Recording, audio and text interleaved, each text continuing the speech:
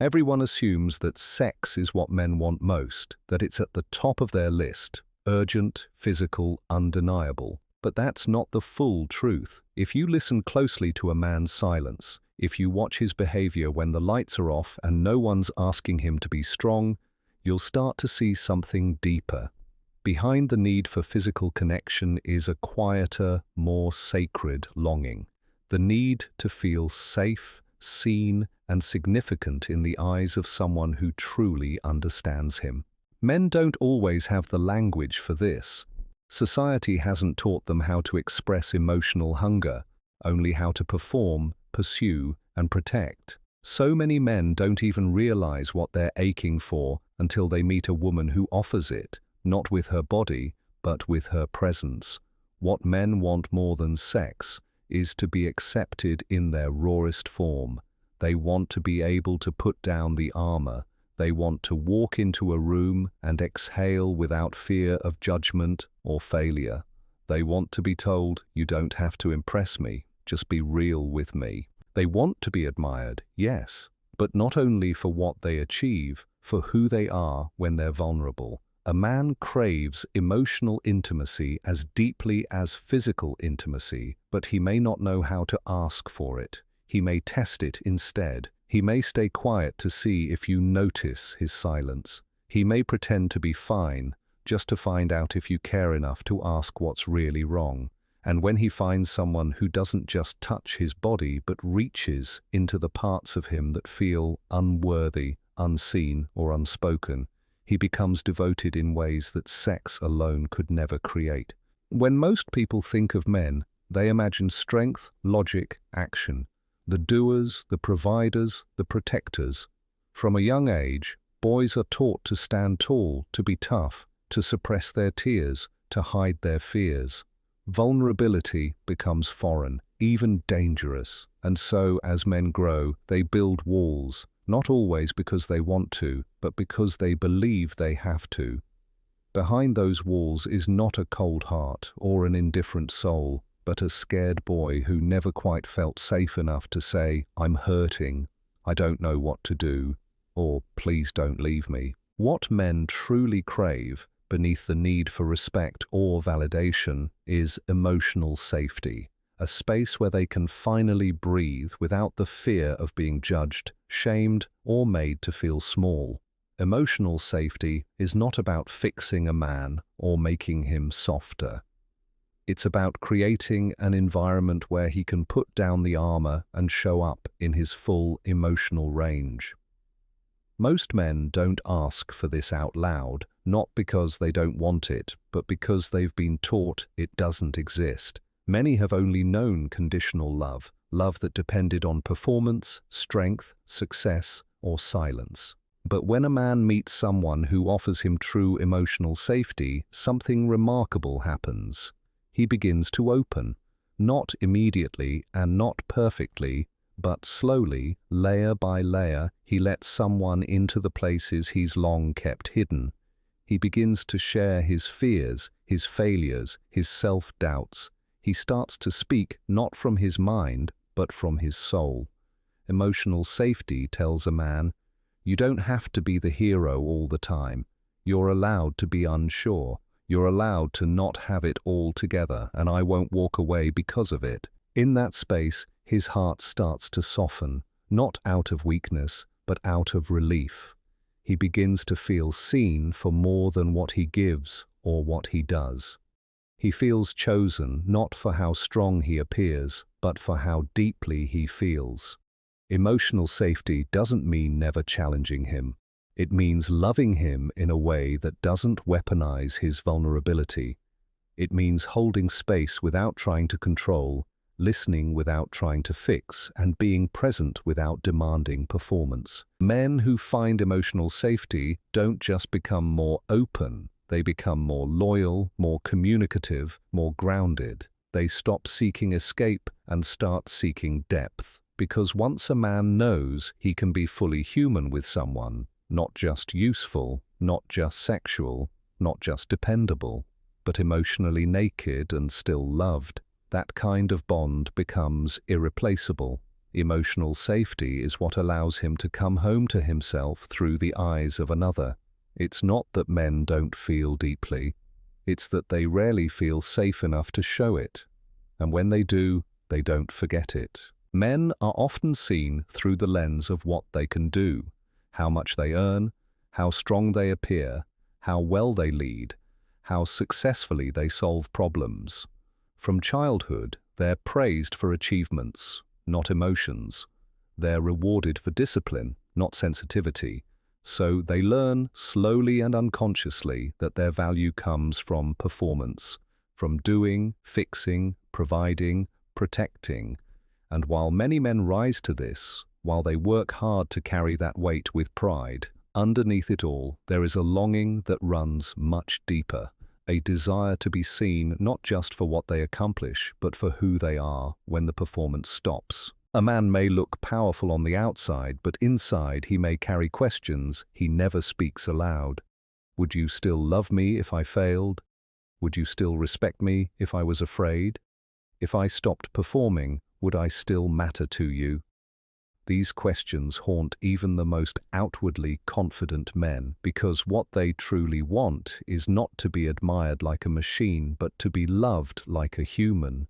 They want someone to see their tiredness at the end of the day and not assume that their silence means they're distant, but to recognize it as emotional exhaustion. They want to be able to admit that they don't always have the answers and still feel worthy in your eyes. When a man is only loved for his performance, he eventually disconnects from himself. He starts to believe he has to earn love through usefulness, that he can't afford to fall apart, that if he's not showing strength, he's showing weakness. And that belief becomes a prison. He becomes emotionally isolated, even in relationships, because he's afraid that if someone truly saw his doubts, his insecurities, or his emotional depth, they might walk away. So he keeps performing, keeps fixing, keeps leading. But inside, he begins to ache for something real. To be seen beyond performance is to be loved in the moments when he is not achieving, not solving, not in control. It is to be met with presence when he is quiet, when he is struggling, when he is simply being, not doing. It's in those raw, ordinary moments that a man feels truly chosen, not for what he gives, but for who he is. When someone sees past the surface and says, "I see the man behind the mask. You don't need to impress me," it touches something ancient in him. It tells him he can rest, that his heart matters as much as his hands, that his feelings are not flaws. And when he is seen like this, really seen, he starts to trust. He starts to open, not just to you, but to himself.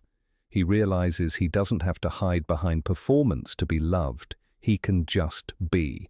And that is what he wants more than anything, to be witnessed in his truth, and to know that he is still enough without the mask, the armor, or the role he was taught to play. For many men, emotional intimacy is a hunger they don't know how to name. It's not something they were taught to crave or even allowed to explore. Society has made it easy to associate masculinity with action, performance, and physical desire, often reducing male longing to a single word: sex. But beneath that surface is a deeper yearning, the need to be emotionally known, to be accepted in the places he hides, to be understood without having to explain himself over and over again.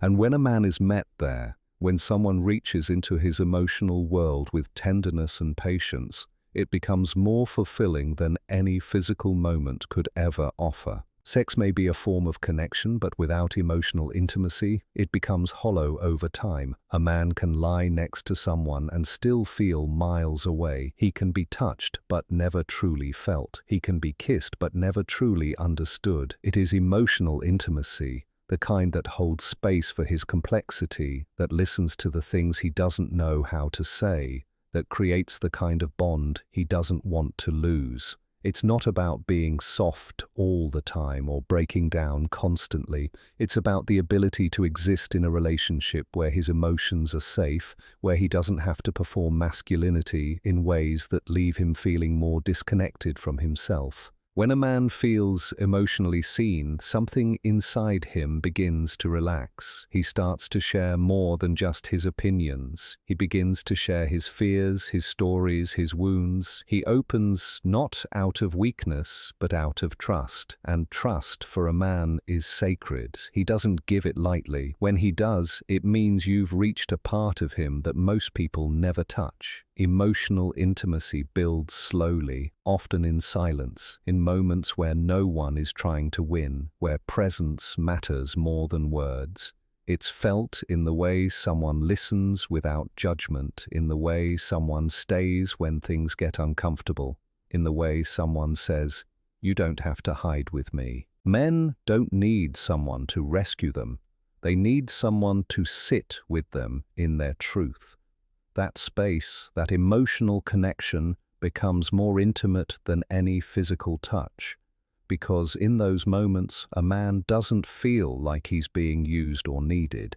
He feels chosen. He feels valued for who he is, not just what he provides, and in return his loyalty deepens. His desire for connection grows not because of need, but because of mutual emotional safety.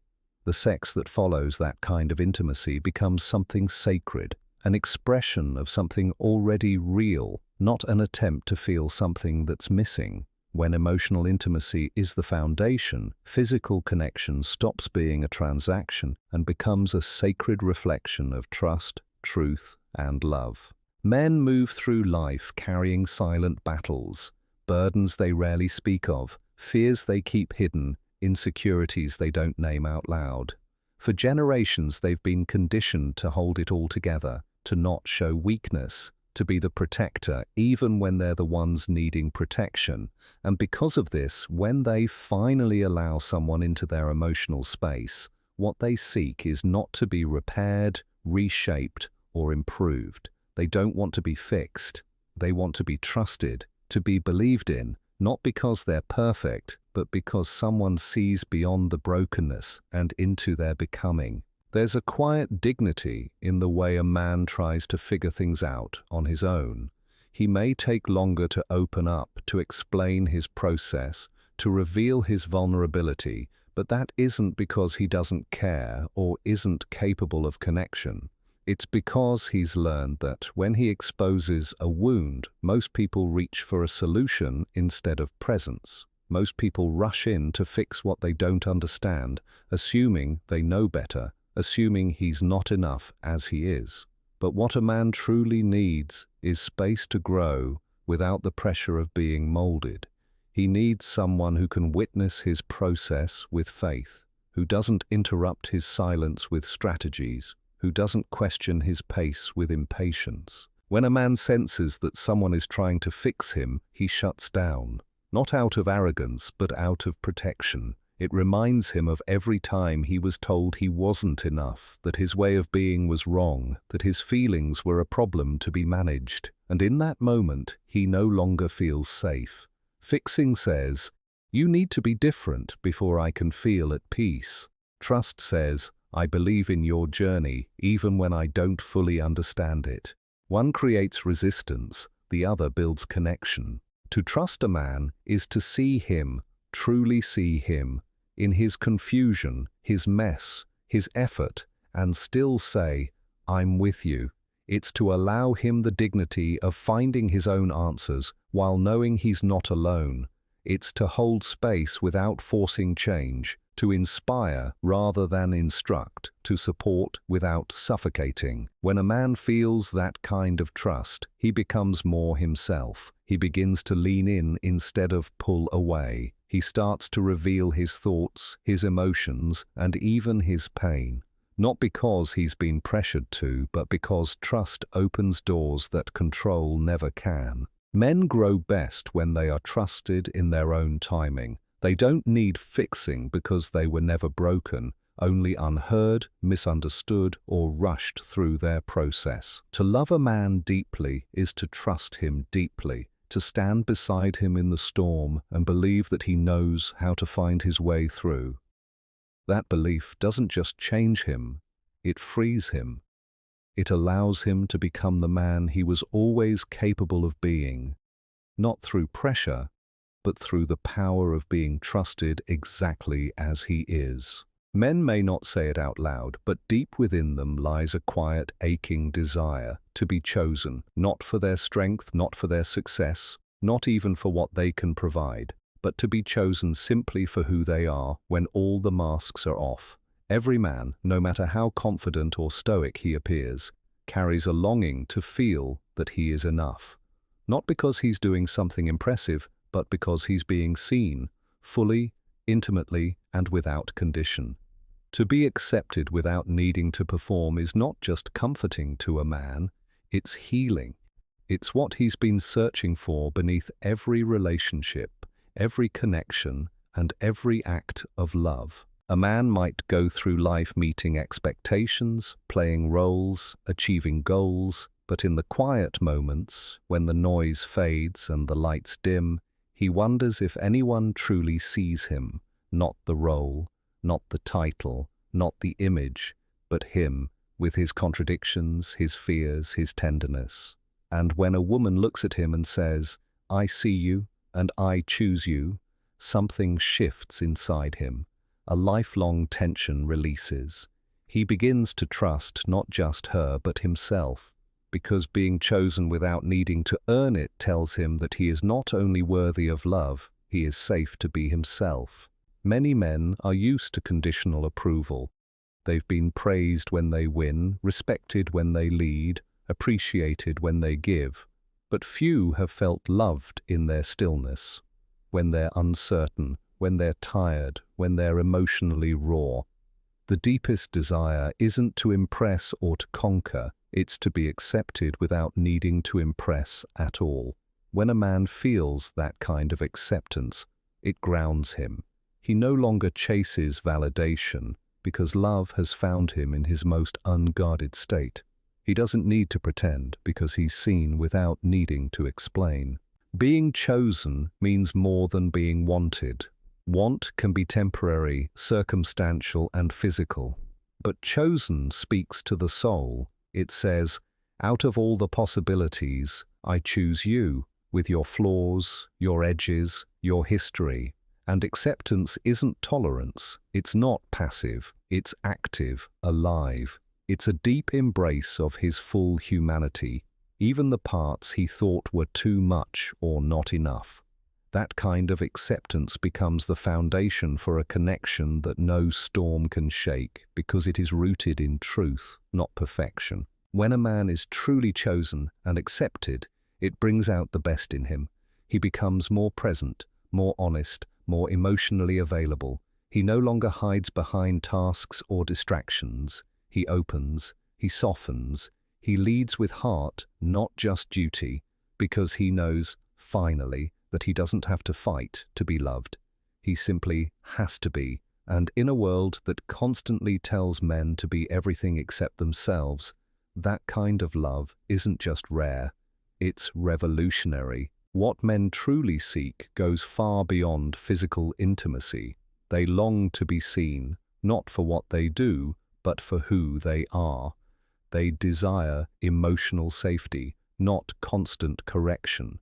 They crave deep connection, trust, and the rare experience of being chosen and accepted in their raw, unpolished truth. When a man feels emotionally understood, seen beyond his performance, trusted without pressure to change, and loved for simply being, it awakens something sacred in him. He no longer feels the need to hide behind strength or success. He opens, grows, and connects in a way that is real, lasting, and transformative. What men want more than sex is to feel safe enough to be fully human and to be loved there.